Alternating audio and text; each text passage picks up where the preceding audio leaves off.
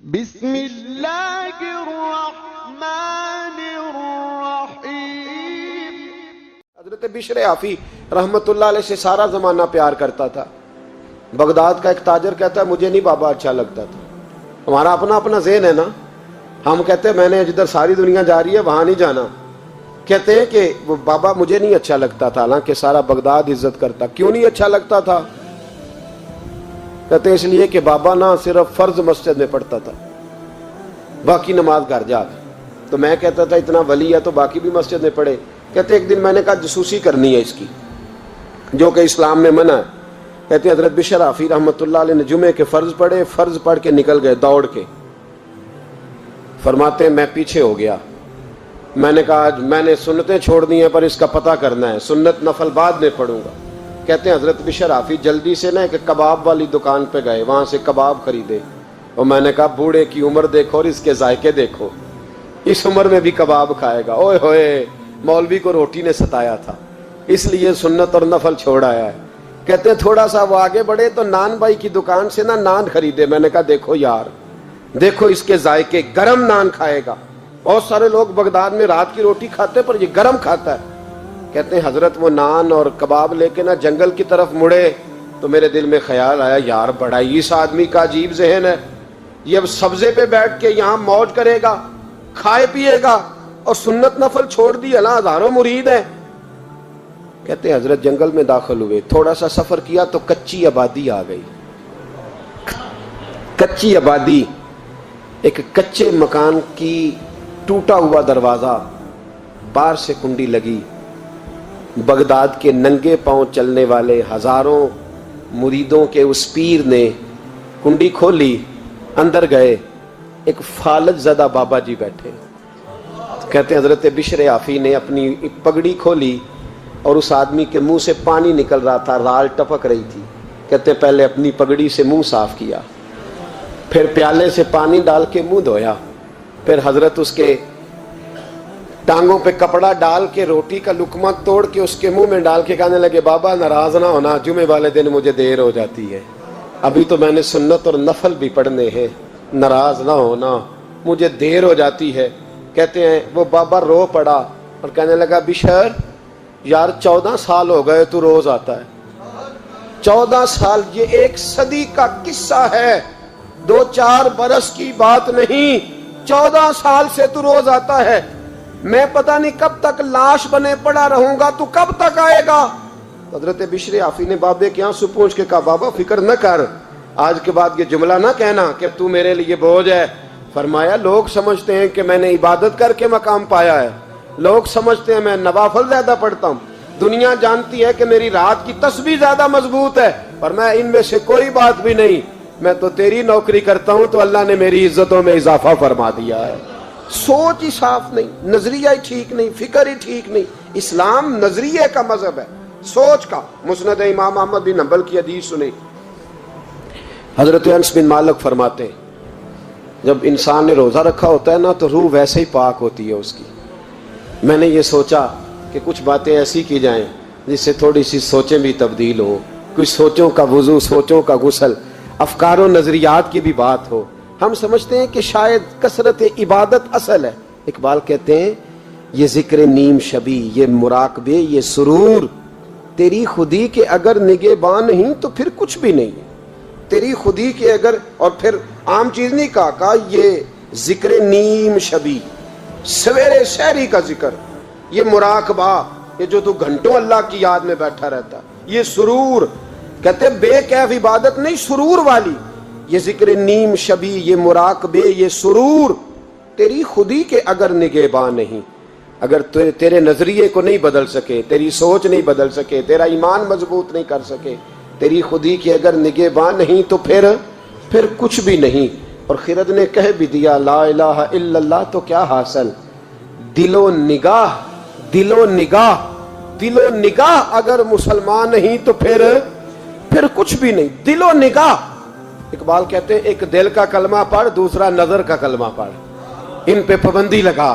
دل و نگاہ اگر مسلمان نہیں تو پھر تو کچھ بھی نہیں، کچھ بھی نہیں۔ حضرت انس بن مالک کہتے ہیں میں حضور کے پاس بیٹھا تھا، حضرت عبداللہ ابن عمر بھی بیٹھے تھے، کوئی بات ہو رہی تھی، ایک حجرے میں بیٹھے تھے، دروازے پہ دستک ہوئی، مسند امام احمد میں حدیث ہے، نبی پاک علیہ السلام نے فرمایا انس دروازہ کھولو، دروازے پہ وہ بندہ ہے جس کو اللہ بغیر حساب کتاب جنت عطا فرمائے گا، وہ بندہ ہے دروازے پہ۔ حضرت انس بن مالک کہتے ہیں میں نے دروازہ کھولا تو بندہ دیکھا، غریب سا ایک انصاری صحابی، اور بندہ بڑا سادہ، وضو تازہ کر کے آیا ہے تو پانی کے قطرے داڑھی سے بہہ رہے ہیں، اور چمڑے کے جوتے اس نے لپیٹ کے نا تو بغل میں چھپائے ہوئے، آ کے اتحیات کی حالت میں بیٹھا، حضور سے دو چار باتیں کی، چلا گیا۔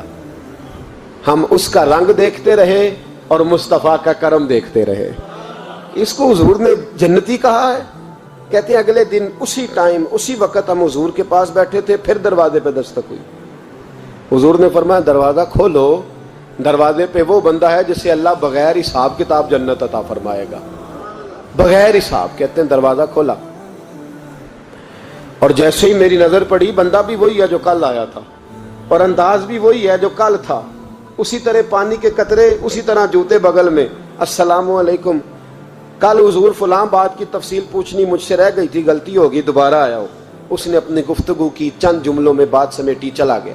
فرماتے اتفاق کی بات کہ دن تیسرا، بندے بھی ہم دونوں، میں اور عبداللہ ابن عمر، حضرت انس بن مالک کہتے ہیں دونوں بیٹھے تھے، سیم ٹائم سیم ڈے۔ پھر دستک ہوئی، حضور نے فرمایا دروازہ کھولو، اور مسکرا کے فرمایا دروازے پہ وہ بندہ ہے جسے اللہ بغیر حساب کتاب جنت عطا فرمائے گا۔ کہتے ہیں کھل اٹھے ہمارے چہرے، باہر گئے، دستک ہوئی تھی، دروازہ کھولا۔ فرماتے مجھے یقین تھا وہی ہوگا جو 2 دن پہلے آیا تھا، اور میرے یقین کے مطابق ہی کام ہوا، وہی بندہ تھا جو کل بھی تھا، جو پرسوں بھی تھا، حالت اور کیفیت اور انداز بھی وہی تھا، پانی کے قطرے بہ رہے ہیں، اور اس شخص نے جوتے بغل میں دبائے ہوئے خدمت میں حاضر ہوا، بیٹھ گیا، بات چیت کی، چلا گیا۔ حضرت انس بن مالک کہتے ہیں تھوڑی دیر ہوئی تو حضور بھی تشریف لے گئے۔ حضرت عبداللہ ابن عمر مجھے کہنے لگے یار ویسے کتنے اس کے نصیب ہیں، کتنے نصیب ہیں، کوئی آیا لے کے چلا گیا، کوئی آیا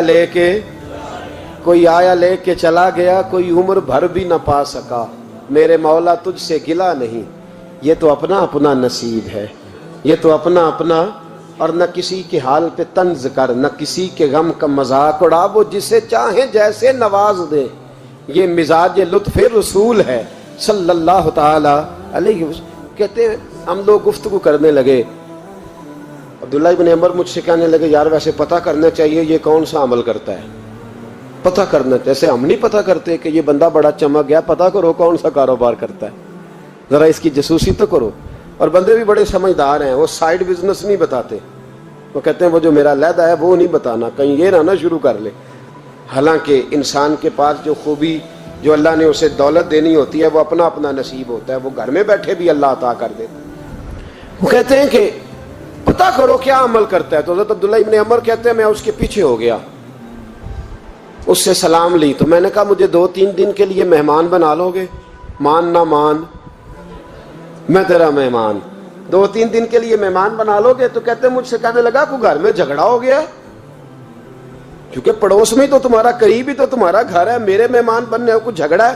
تو میں نے کہا چلو ایسے ہی سمجھ لو، پر مجھے مہمان بنا لو۔ کہتے ہیں میں 3 دن اور 3 راتیں اس شخص کے ساتھ رہا، وہ کتنا صدقہ کرتا ہے میں نوٹ کرتا رہا، نماز کتنی پڑھتا ہے، اس کا کیا، میں چاہتا تھا کہ وہ عمل مجھے ملے، اس کی برکت سے مصطفیٰ نے اسے 3 مرتبہ جنتی فرمایا ہے تاکہ وہ کیفیات مجھے بھی ملیں۔ حضرت عبداللہ ابن عمر کہتے ہیں کہ میں نے کوئی خاص چیز نہیں دیکھی، وہ عشاء پڑھتا تو فجر تک بستر پہ کروٹیں لیتا، اور میں الحمدللہ اٹھ کے تہجد بھی پڑھتا، نوافل بھی پڑھتا۔ کہتے ہیں وہ 1 سپارہ پڑھتا، میں 3 پڑھتا۔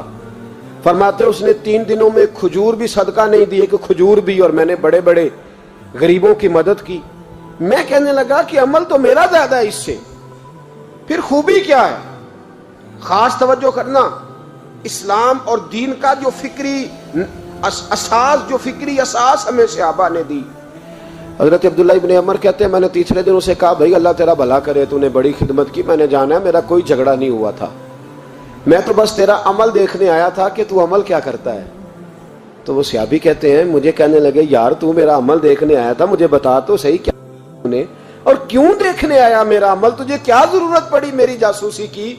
تو کہتے ہیں مجھ سے جب اس نے سوال کیا تو میں نے اس کو کہا بھائی تو 3 دن آیا نا، ہم بیٹھے ہوئے تھے؟ کہا ہاں میں آتا رہا ہوں۔ کہا 3 دن نبی پاک نے فرمایا اللہ تجھے بغیر حساب کتاب جنت عطا فرمائے گا۔ تو میں چاہتا تھا کہ میں ذرا جاسوسی کروں، ذرا دیکھوں، کھوج لگاؤں کون سا ایسا عمل ہے۔ آپ بھی ذرا دھیان دیجئے گا، کون سا ایسا عمل ہے؟ حالانکہ تو عشاء پڑھتا ہے اور اٹھ کے فجر پڑھتا ہے، میں تہجد بھی پڑھتا ہوں، تیرا سپارہ 1 ہے میرے 3 ہے، کون سا ایسا عمل ہے جس کے سبب تجھے جنت ملے گی؟ کہتے ہیں وہ صحابی کہنے لگے یار کوئی ایسا عمل نہیں، کوئی شے نہیں، میں اس قابل ہی نہیں، من نانم کے من دانم، جو میں ہوں مجھے پتا ہے۔ کہا پھر کوئی بات تو ہوگی، تیری مہربانی بتا دے، میں نے 3 دن 3 راتیں محنت کی ہیں، بتا دے۔ کہتے ہیں وہ کہنے لگے اگر تجھے بتاؤں نا تو پھر سن، میں جب رات کو سوتا ہوں تو اپنے دل پہ نظر ڈالتا ہوں، اور سویرے جب اٹھتا ہوں تو پھر اپنے دل پہ نظر ڈالتا ہوں، موبائل پہ نہیں، کنجی پہ نہیں کہ چابیاں کدھر ہیں، بٹوے پہ نہیں، میں رات کو سوتے ہوئے بھی اپنے دل پہ نظر ڈالتا ہوں، سویرے اٹھتے ہوئے بھی میں سب سے پہلے اپنے دل پہ نظر ڈالتا ہوں۔ فرماتے ہیں الحمدللہ میرے دل میں کسی کا حسد نہیں ہے، کسی کے بارے میں کوئی کینہ نہیں ہے، کوئی کسی کے بارے میں میل نہیں، میں اللہ کے ہر بندے کے بارے میں سوچ، نظریہ، فکر اچھی رکھتا ہوں۔ اور فرمایا میں تیرے بارے میں بھی عبداللہ یہی سوچتا ہوں کہ تو مجھ سے زیادہ نیک ہے۔ الحمدللہ اس وقت بھی میرا ذہن یہ ہے کہ انس بن مالک مجھ سے زیادہ پرہیزگار ہے، اس وقت بھی میری سوچ یہ ہے کہ محبوب کے سب صحابہ میں سب سے کمزور میں ہی ہوں۔ نابد عبداللہ ابن عمر کہتے ہیں میں نے اس کا ہاتھ چوما، میں نے کہا سمجھ آ گئی ہے، تیرا نظریہ، تیری سوچ پکی اور سچی مسلمان ہے، تو دل اور روح کا مسلمان ہے، تو نظر اور روح کا مسلمان ہے۔